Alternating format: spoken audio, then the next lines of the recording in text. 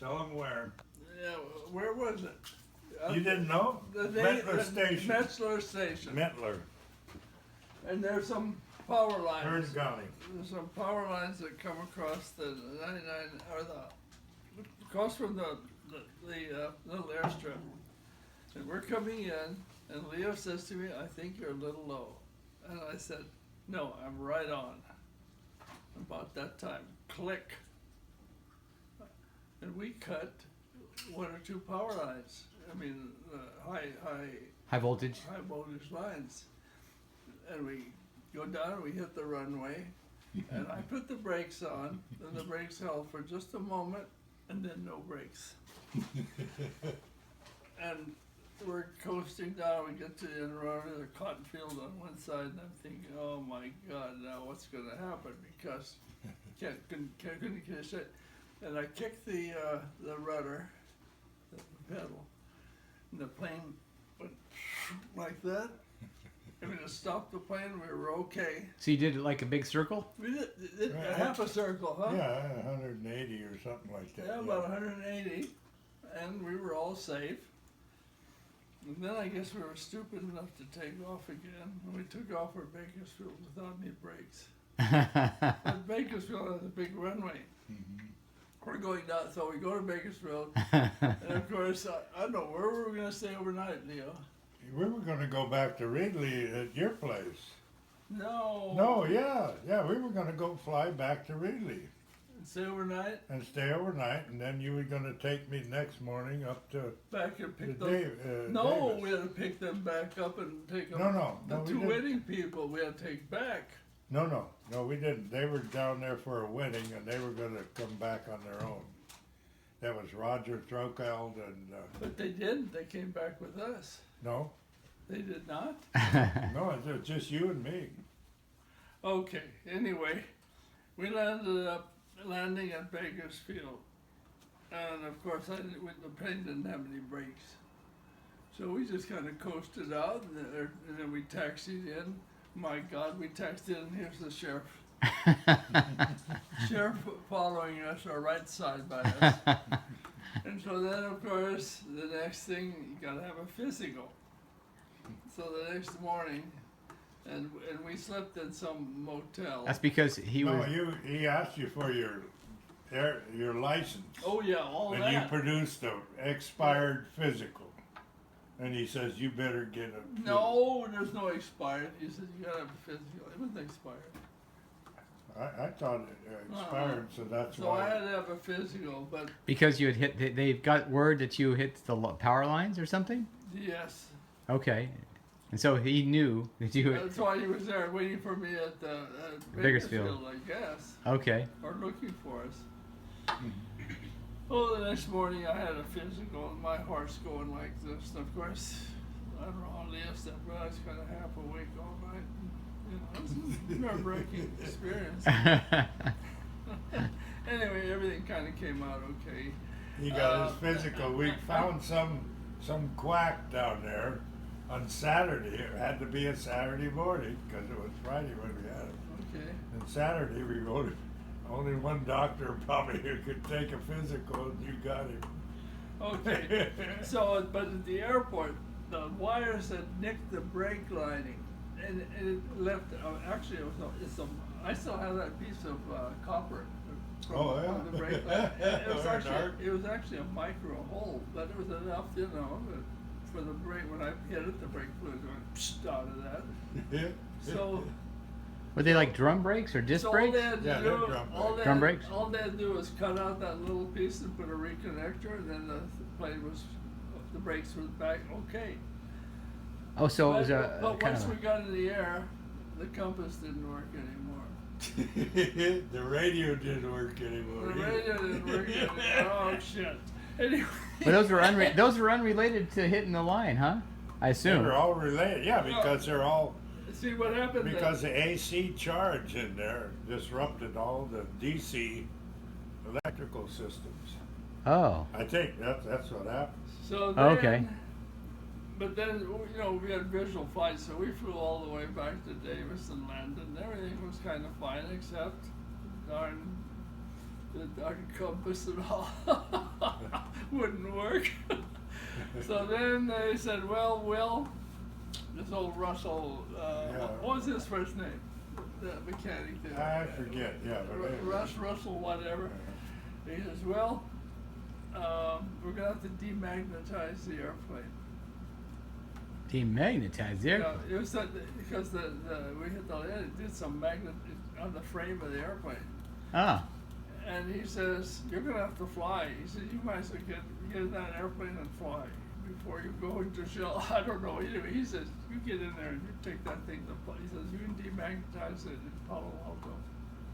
So I flew to Palo Alto, landed at the Palo Alto airport, went to a particular place where they told me, and they gave me a little thing about this big around with a little pie shell in it.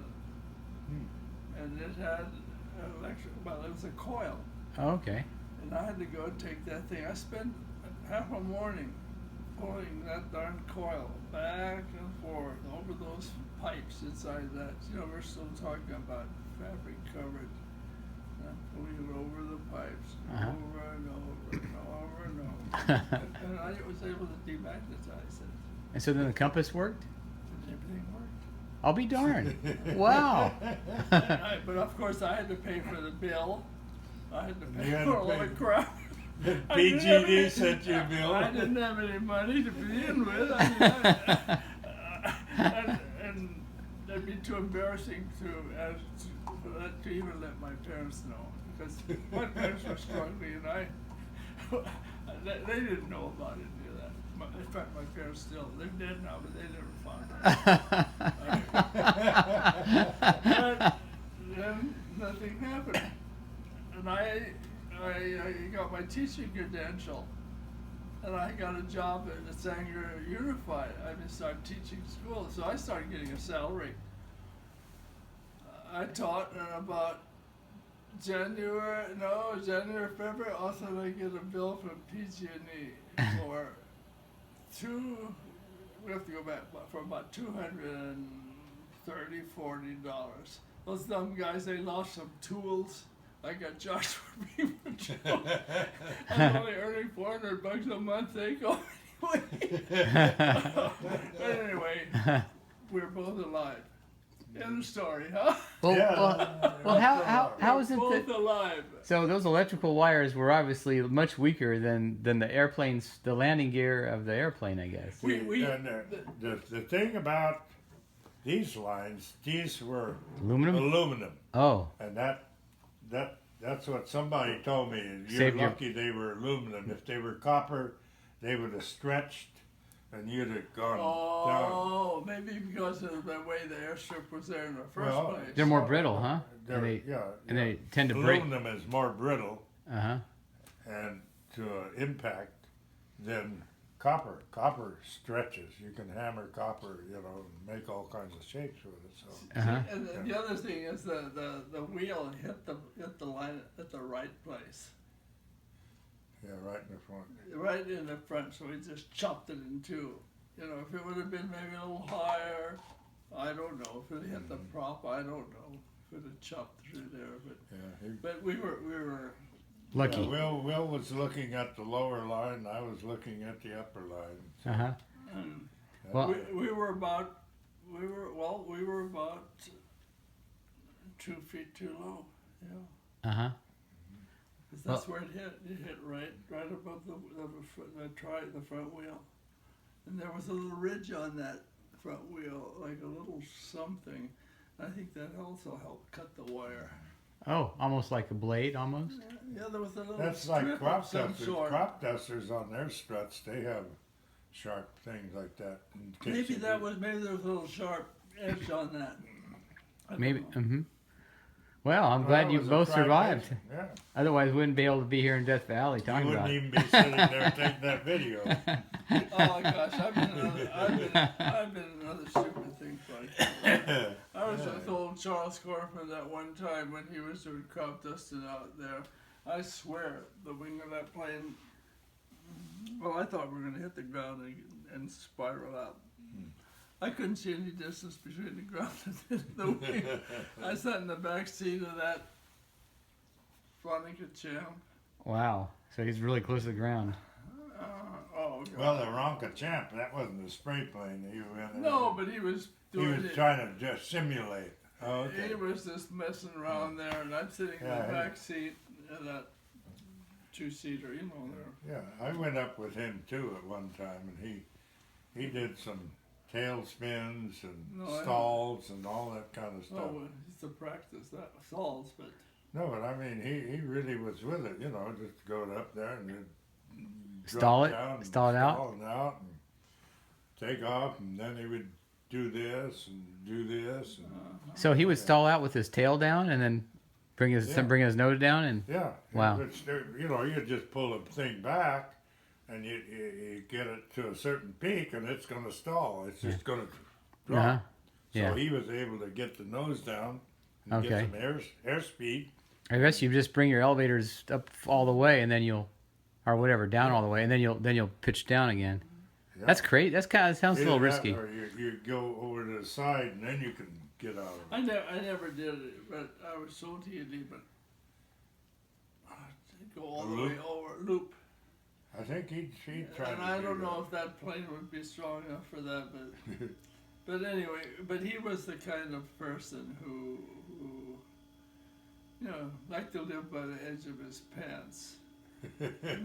Well- He died doing drinking you know, and living a taking the dangerous risk, yeah. pants. But he was also a pilot in the Korean War. Oh. No, that was the other guy. That No. was that other guy who. No, Korfman, he was a pilot. He was a He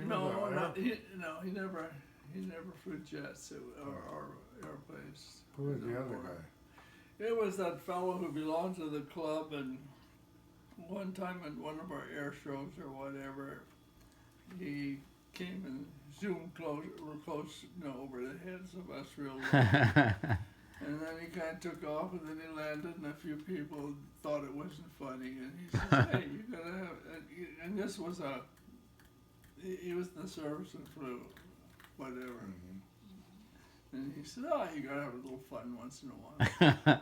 What was that? What kind of airplane were you in when you guys hit the power line? A tri-pacer, Piper Piper tri-pacer. Tri-Pacer. And that time it was a relatively new plane. A Piper Tri-Pacer. Okay. Yeah, it was a lousy plane, though. It really was. That's probably why they quit making it. Yeah, it had short wings on it, on each side, and it had a strong engine. Jacob? And when you get 4 people in it, What do you mean?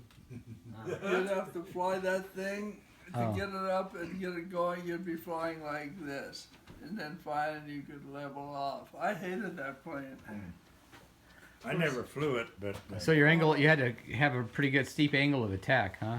Yeah, and it dropped like a rock. Hmm. When you came in for a because landing, it was short. right? yeah, when you came in for a landing, you came down like this. Hmm. Yeah, you didn't Yeah, come I down didn't- like this. I never liked it, but Yeah, maybe you had to flare up at the right see, moment. I had no business.